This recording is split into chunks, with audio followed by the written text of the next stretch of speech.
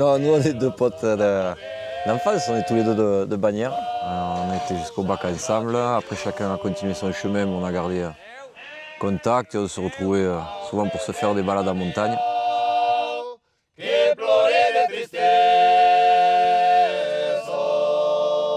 On n'était pas, je pense, destiné à être éleveur en montagne. On n'y pensait pas quand on était plus jeune, hein, ou très peu. On a eu une vie avant d'être ici, hein, dans la montagne. On a été citadins. On a d'abord fait des études, on a rencontré du monde, on a eu des boulots avant celui-là. Et aujourd'hui, c'est vrai qu'on a la chance d'être libre, entre guillemets, hein. Libre dans le quotidien, libre dans ce qu'on fait ici sur la ferme. Le métier de berger, qui est un drôle de métier et qui nous plaît beaucoup.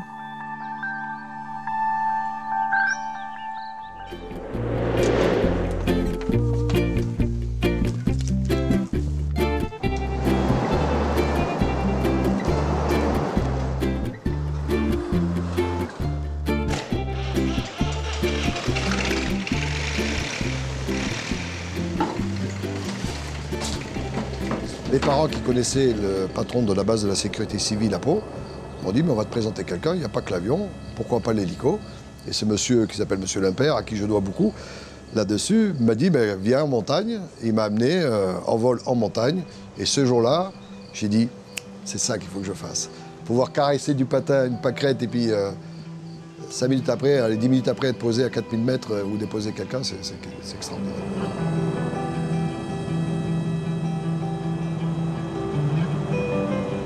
Alors, nous allons héliporter des bergers dans la vallée d'Aspe. La vallée d'Aspe, c'est une vallée nord-sud qui est au sud de Laurent, de la ville de Laurent, voilà, et qui va jusqu'à la frontière espagnole, au col du Santo. Et donc on a une journée complète, à peu près 6-7 heures de vol, pour faire monter tous les bergers en haute altitude, et qui vont passer 3 mois là-haut. Et nous faire du bon fromage.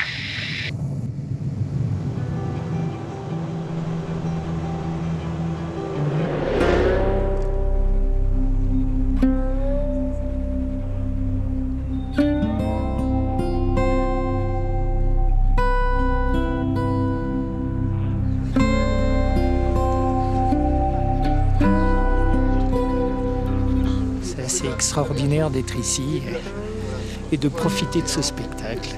On ne fait pas partie du commun des mortels.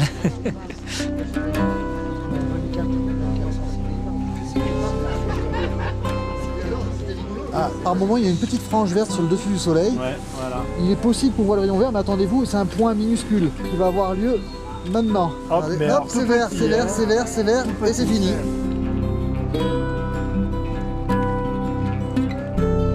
Quand le ciel est dégagé, qu'on peut avoir la chance d'avoir le coucher de soleil, on y vient. Parce que c'est jamais pareil.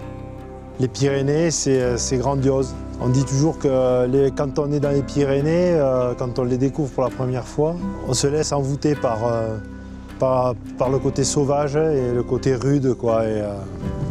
C'est majestueux, quoi.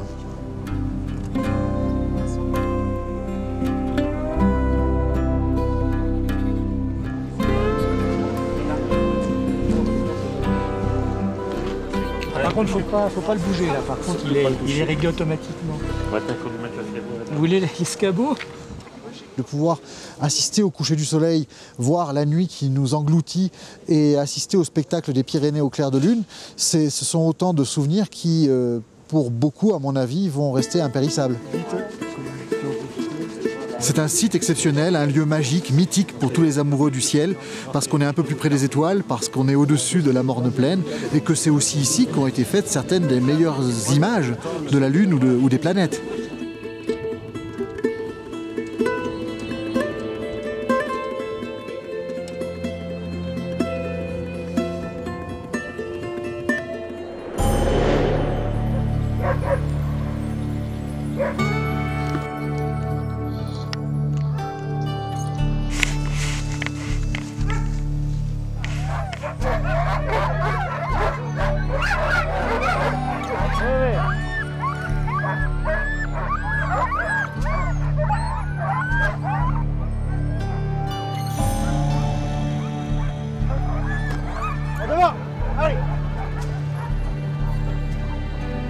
tout petit, hein, j'aimais les animaux, j'ai toujours eu des chiens, j'ai toujours voulu aller dans la montagne, j'ai toujours rêvé de faire berger dans la montagne avec les moutons, etc.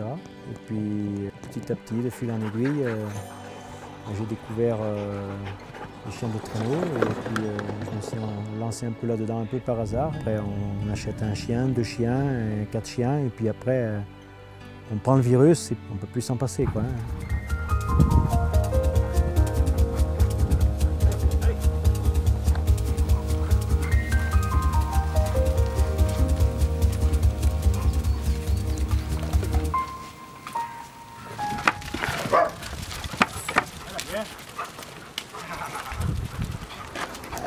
Oui, Björn. Oui, Douquet. Björn, doucement, Björn. Oui.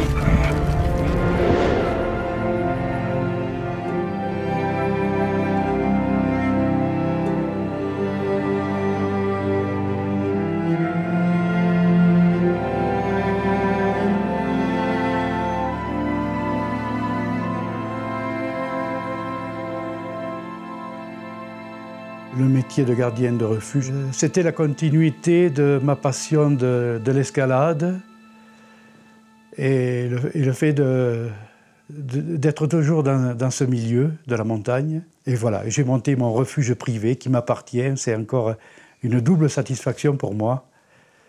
Et on voit vraiment des gens merveilleux ici.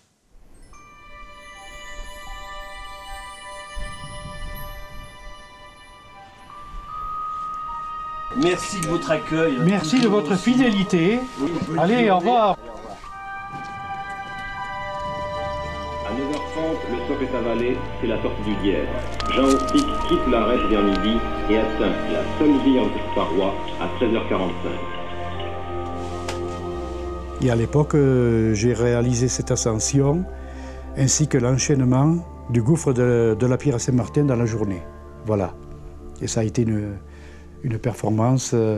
C'était l'époque des enchaînements en France, dans les Alpes. Et ça ne s'était jamais fait en France à l'époque. Puis depuis, ça n'a jamais été réalisé non plus.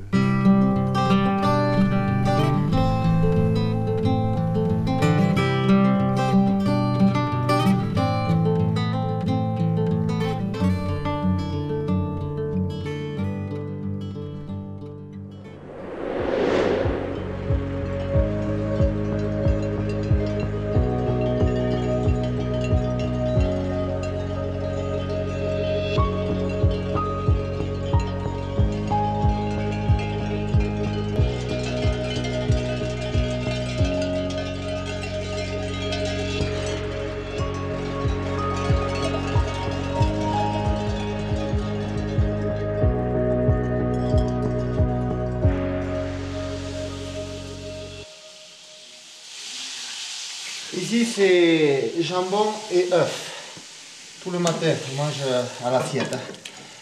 On prend un repas assez consistant parce que parfois on part à 10h, pareil, on revient à 3h de l'après-midi, donc c'est pour ça qu'on prend bien les forces.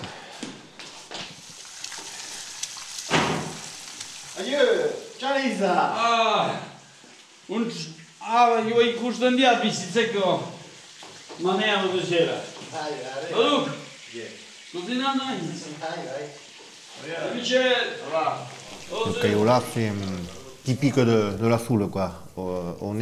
C'est une cabane pastorale avec, on est souvent 8 ou 9 copropriétaires qui avons une part de Cayolar, c'est un droit, quoi, et ça s'appelle le tchotch.